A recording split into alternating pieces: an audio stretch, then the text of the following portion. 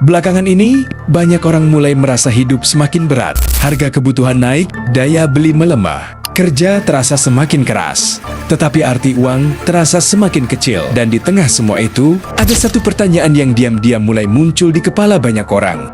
Kenapa rupiah terasa semakin lemah? Sebagian orang menyalahkan pemerintah, sebagian menyalahkan ekonomi global, sebagian lagi bahkan tidak benar-benar tahu apa yang sebenarnya sedang terjadi. Padahal, akar masalahnya jauh lebih dalam. Karena dunia modern hari ini berdiri di atas satu sistem yang sangat rapuh. Sistem bernama kepercayaan.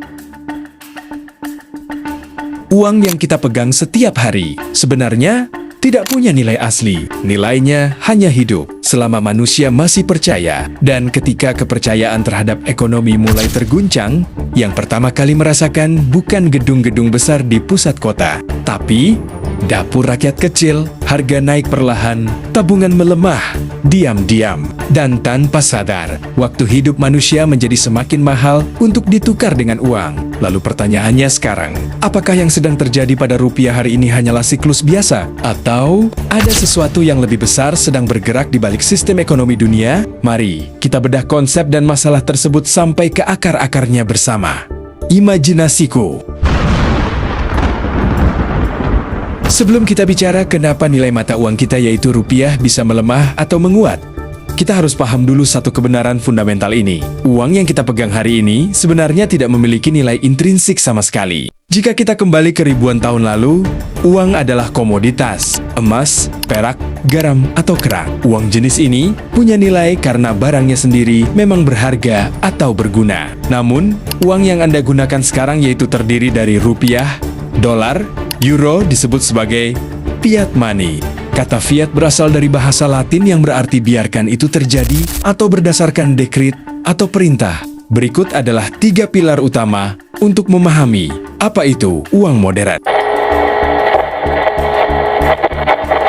Uang fiat tidak dijamin oleh sebongkah emas di bank sentral. Sistem gold standard ini sudah ditinggalkan dunia sejak tahun 1971.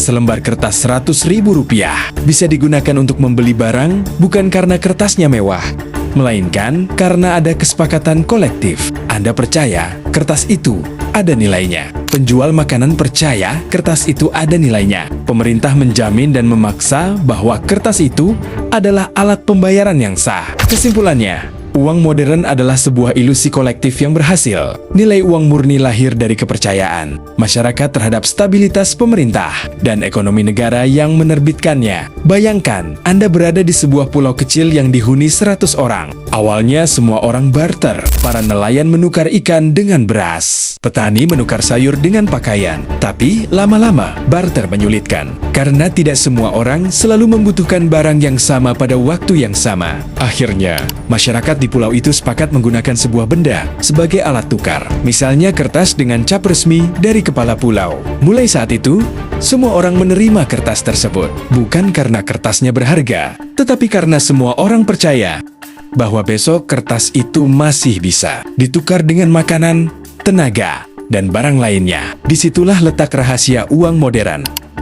Nilai uang bukan berasal dari kertasnya, melainkan dari kepercayaan bersama. Dan pemerintah memperkuat kepercayaan itu lewat aturan. Anda harus membayar pajak memakai rupiah. Toko wajib menerima rupiah sebagai alat pembayaran yang sah.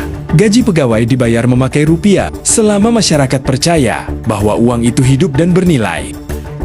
Tapi jika suatu saat masyarakat mulai panik dan kehilangan kepercayaan, orang-orang akan buru-buru menukar uangnya menjadi emas, dolar, tanah, atau barang fisik apapun. Dan di saat itulah nilai uang bisa jatuh. Itulah sebabnya ekonomi modern sebenarnya berdiri di atas sesuatu yang tidak terlihat, yaitu kepercayaan manusia. Uang berfungsi sebagai alat penyimpan nilai store of value sementara. Anda bisa menukarkan kembali kupon energi tersebut di kemudian hari untuk membeli makanan, aset, atau jasa orang lain. Coba pikirkan ini. Ketika seseorang bekerja 8-12 jam sehari, apa yang sebenarnya sedang ia tukarkan? Bukan sekadar tenaga, tetapi waktu hidupnya. Seorang tukang bangunan menukar tenaga dan waktunya menjadi uang. Seorang petani menukar keringatnya menjadi uang. Seorang kreator menukar ide, kreativitas, dan pikirannya menjadi uang. Jadi pada dasarnya, uang adalah alat untuk menyimpan hasil kerja manusia. Atau, lebih sederhananya, uang adalah kupon penukar energi dan waktu. Bayangkan, hari ini Anda bekerja dan mendapatkan Rp100.000. Rp100.000 itu sebenarnya adalah bukti bahwa Anda sudah memberikan sebagian energi hidup Anda kepada dunia. Karena Anda belum langsung menukarnya dengan makanan atau barang, maka uang itu berfungsi seperti baterai penyimpan nilai sementara. Besok, minggu depan, atau tahun depan, Anda bisa memakai kupon energi itu untuk membeli hasil kerja orang lain. Anda membeli nasi dari tenaga petani, membeli bensin dari kerja industri minyak, membeli rumah dari tenaga tukang bangunan. Artinya, ekonomi dunia sebenarnya hanyalah pertukaran energi manusia dalam bentuk yang lebih praktis. Dan uang hanyalah alat pencatatnya. Tetapi ada satu masalah besar, karena uang bisa dicetak, maka nilai dari energi tersimpan itu juga bisa perlahan berkurang. Itulah yang disebut inflasi. Anda merasa memiliki jumlah uang yang sama, tetapi daya tukarnya terhadap tenaga dan barang nyata diam-diam melemah. Karena uang tidak diikat pada komoditas fisik seperti emas, cetak-cetak uang sepenuhnya dikendalikan oleh bank sentral di negara kita adalah Bank Indonesia.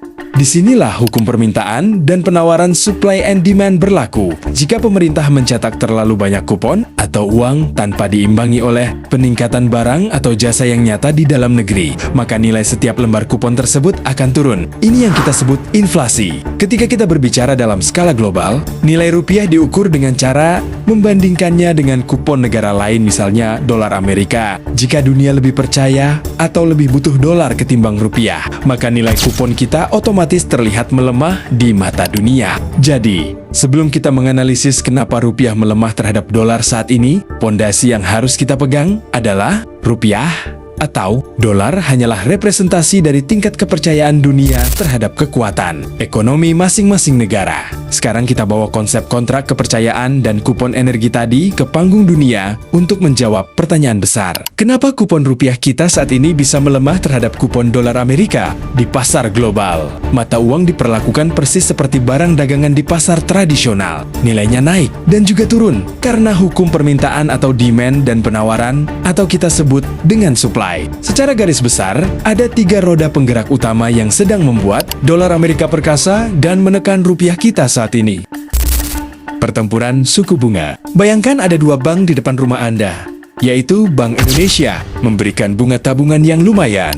Tapi Bank Amerika Serikat tiba-tiba menaikkan bunga. Tabungannya menjadi sangat tinggi dan dinilai jauh lebih aman. Kemana orang-orang kaya di seluruh dunia akan memindahkan uang mereka? Tentu ke Bank Amerika. Itulah yang terjadi ketika Bank Sentral The Fed mempertahankan atau menaikkan suku bunga tinggi mereka. Investor global berbondong-bondong menarik uang mereka dari negara berkembang, termasuk Indonesia, dan memindahkannya ke Amerika Serikat untuk mengejar keuntungan yang lebih aman atau kita sebut dengan capital outflow. Untuk memindahkan uang tersebut, para investor harus menjual rupiah mereka dan membeli dolar Amerika Serikat. Hasilnya, stok rupiah melimpah di pasar, sementara dolar menjadi langka dan diperebutkan. Otomatis, nilai dolar melonjak dan rupiah melemah. Tempat berlindung. Dunia saat ini sedang tidak baik-baik saja, mulai dari ketegangan geopolitik yang memanas di berbagai belahan dunia hingga ketidakpastian ekonomi global. Dalam kondisi penuh risiko seperti ini, para pelaku ekonomi global akan mengaktifkan mode bertahan hidup. Mereka mencari aset yang paling aman di dunia untuk menyelamatkan kekayaan mereka. Kebetulan, sejak Perang Dunia II, kesepakatan tidak tertulis dunia adalah dolar Amerika Serikat adalah jangkar ekonomi global. Ketika dunia panik, semua orang berebut memegang dolar AS. Dengan kata lain, semakin banyak peperangan di dunia ini, maka dolar akan semakin menguat. Itu adalah salah satu sebab kenapa nilai mata uang dolar stabil. Hukum pasar kembali berlaku. Makin banyak yang butuh dolar, makin mahal harga dolar. Rupiah pun ikut tertekan karena dianggap sebagai mata uang negara berkembang yang memiliki risiko lebih tinggi. Setiap kali Indonesia mengimpor barang dari luar negeri, mulai dari minyak bumi, Gandum hingga komponen elektronik kita tidak bisa membayar mereka pakai rupiah. Kita harus bayar pakai dolar Amerika. Jika nilai impor kita membengkak, atau jika perusahaan-perusahaan di dalam negeri harus membayar utang luar negeri mereka yang bermata uang dolar, permintaan terhadap dolar di dalam negeri akan melonjak tajam. Di sisi lain, jika hasil ekspor kita seperti komoditas harganya sedang turun di pasar internasional, pasokan dolar yang masuk ke kantong kita menjadi berkurang. Ketidakseimbangan ini membuat dolar di dalam negeri menjadi barang langka yang mahal harganya. Kesimpulan sederhana, rupiah melemah saat ini bukan berarti ekonomi kita hancur total, melainkan karena adanya magnet raksasa dari luar kebijakan ekonomi Amerika Serikat dan ketidakpastian global yang sedang menarik dolar menjauh dari pasar kita. Ini adalah siklus ekonomi makro yang sedang dihadapi oleh hampir seluruh negara di dunia, bukan cuma Indonesia.